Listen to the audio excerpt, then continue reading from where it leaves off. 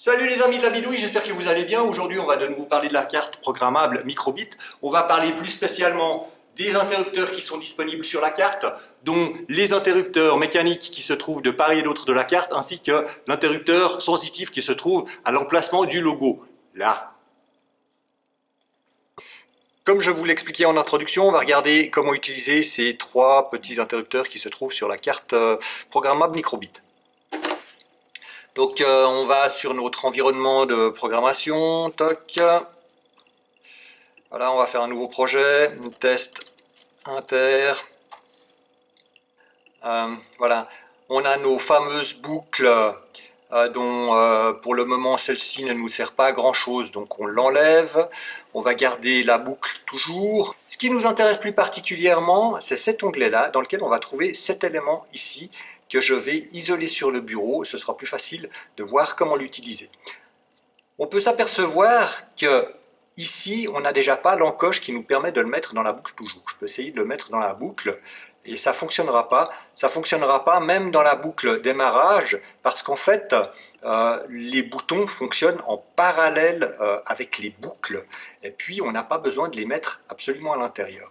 Donc les boutons, même si la boucle est en train de travailler, eh bien, le bouton nous permet de faire une action en parallèle quelle que soit l'opération qui est effectuée par la boucle.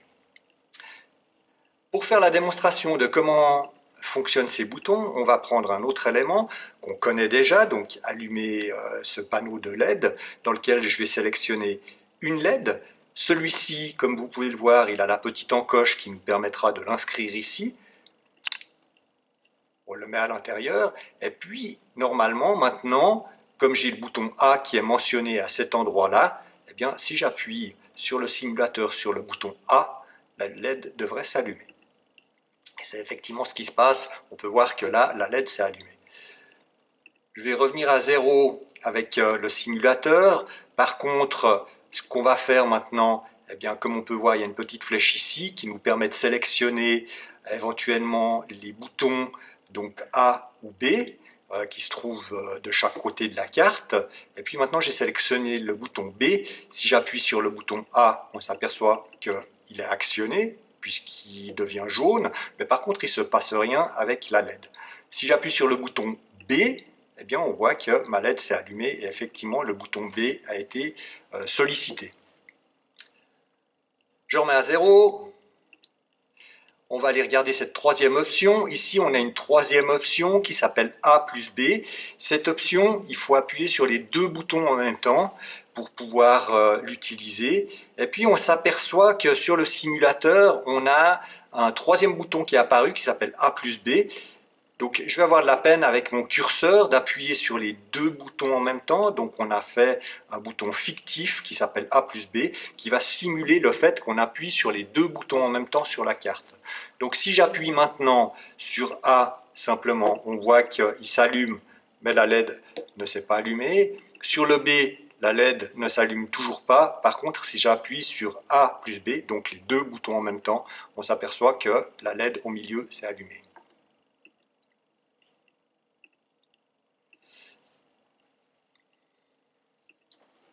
Voilà. Donc si on revient dans l'onglet Entrée, eh bien on s'aperçoit qu'on n'a pas que des boutons qu'on peut solliciter. Ici c'est marqué lorsque secoué, donc on s'imagine que c'est avec l'accéléromètre qui se trouve à l'intérieur de la carte. Si on le secoue, eh bien ça nous permettra de faire une action. Ici ça nous parle des broches, donc les petites connexions qu'on a ici.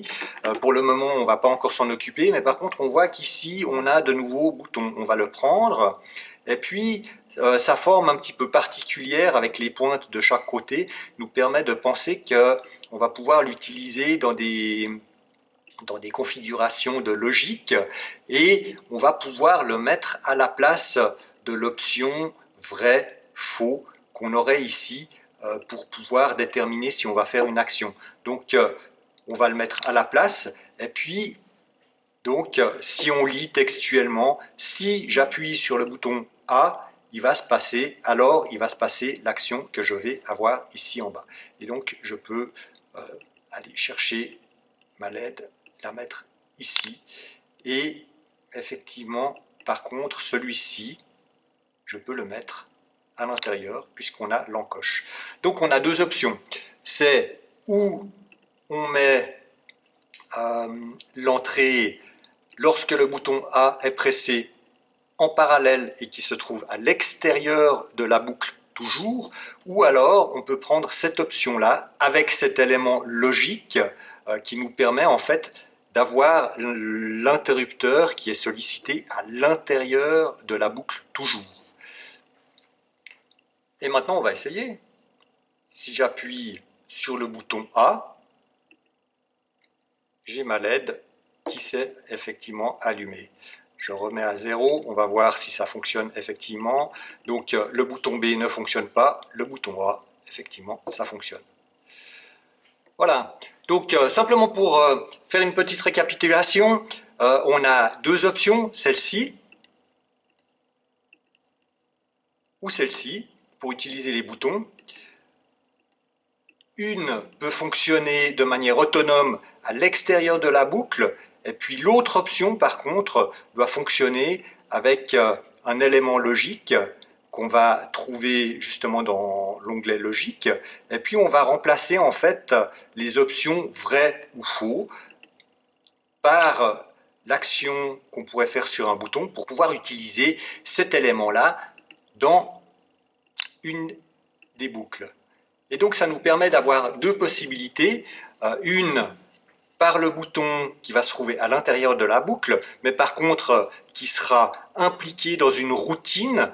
Tant que la routine n'arrive pas au bouton, l'action qu'on va faire sur le bouton ne sera pas prise en compte, alors que l'élément qui actionne le bouton qui est à l'extérieur de la boucle sera de toute façon pris en compte, quel que soit l'endroit dans lequel on se trouve dans la routine de la boucle.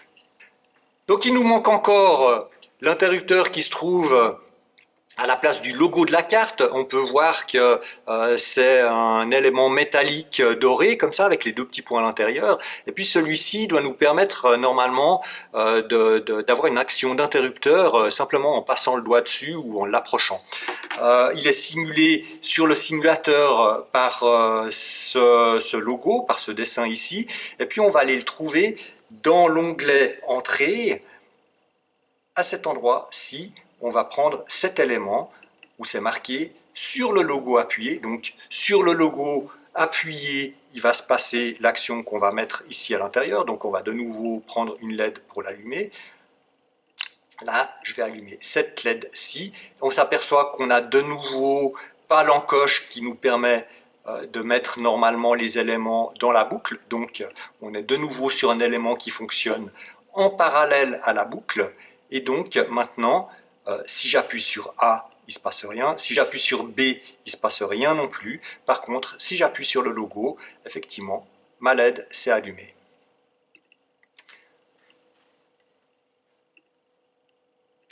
On récapitule en vitesse. Dans cet onglet-là, on va trouver plusieurs éléments qui concernent les boutons qu'on a à disposition sur la carte. Je les mets sur le bureau pour que ce soit un tout petit peu plus clair. Voilà. Je mets ces deux-là à côté parce que, comme ils n'ont pas l'encoche, on n'arrive pas à les mettre à l'intérieur de la boucle. Par contre, celui-ci ne peut pas être utilisé tel quel, donc on va être obligé d'utiliser un autre élément dans lequel on va pouvoir l'inscrire. Cet élément comporterait normalement une partie vrai, faux, pour vérifier une action, pour déclencher une action, et donc on va mettre le bouton à la place de cette vérification, et puis ça nous permet en fait de dire maintenant si le bouton A est pressé, alors il se passe l'action qui se passe ici à l'intérieur. On va reprendre une LED à allumer pour bien comprendre le truc. Voilà. Donc si bouton A est pressé, alors allume la LED. Pareil de l'autre côté ici. Lorsque le bouton A est pressé,